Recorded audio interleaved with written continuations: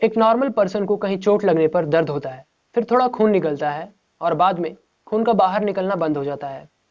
पर क्या होगा अगर ब्लड लॉस होता ही रहे? इस सिम्टम्स को हम ब्लीडर्स डिजीज कहते हैं। जी हाँ, हम बात करने वाले हैं हीमोफीलिया के बारे में। क्या हीमोफीलिया हेरिडेटरी ब्लड डिजीज है जिसमें ब्लड क्लॉट नहीं होता या स्लोली होता है? That we will going to discuss in our next minute with the help of examples.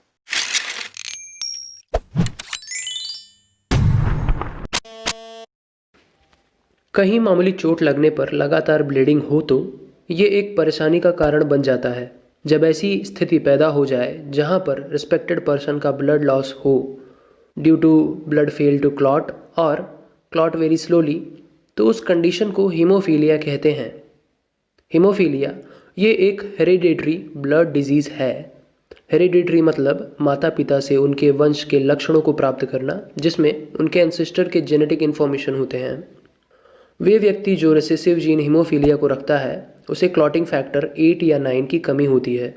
ये डिसऑर्डर एक एक्स लिंक्ड रिसेसिव तरीके से विरासत में मिलता है और F8 या F9 जीन में बदलाव, जिसे म्यूटेशन भी कहते हैं, उसके कारण होता है।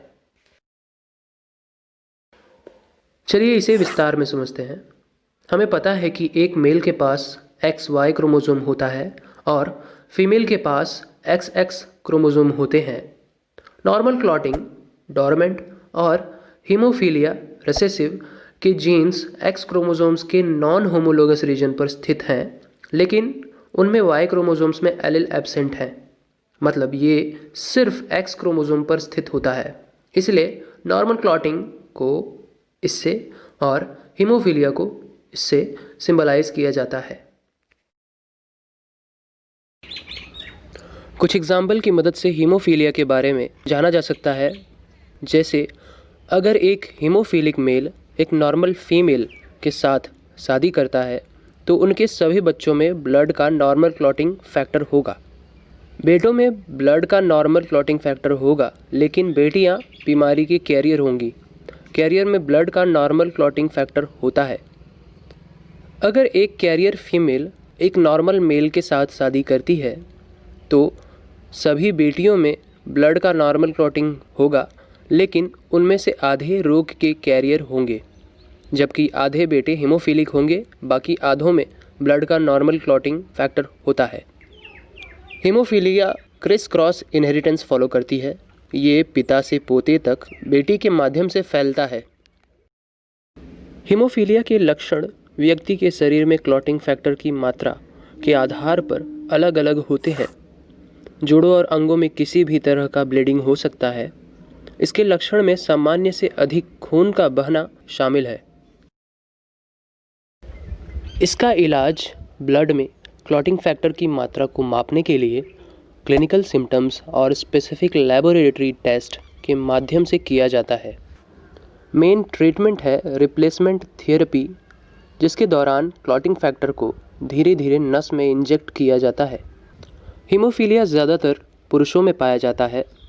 जेनेटिक टेस्टिंग की मदद से हीमोफीलिया के कंडीशन में जीन्स में आए बदलाव को पहचाना जाता है। Genetic testing registry genetic test से प्राप्त लक्षणों की जानकारी देता है। ट्रीटमेंट में दवाएं शामिल हो सकती है और मिसिंग क्लॉटिंग फैक्टर की जगह ले सकती है। इस टाइप की रिप्लेसमेंट थेरेपी धीरे धीरे इंजेक्शनिंग या ड्रिप्ड करके किया जाता है। ट्रीटमेंट ऑफ हीमोफीलिया अक्सर प्रत्येक व्यक्ति में बीमारी की गंभीरता पर निर्भर करती है। माइल्ड हीमोफीलिया ए में डेस्मोप्रेसिन DDAVP, जो फैक्टर 8 का लेवल ब्लड में इंक्रीज करती है, which is injected directly into a vein through a nasal spray.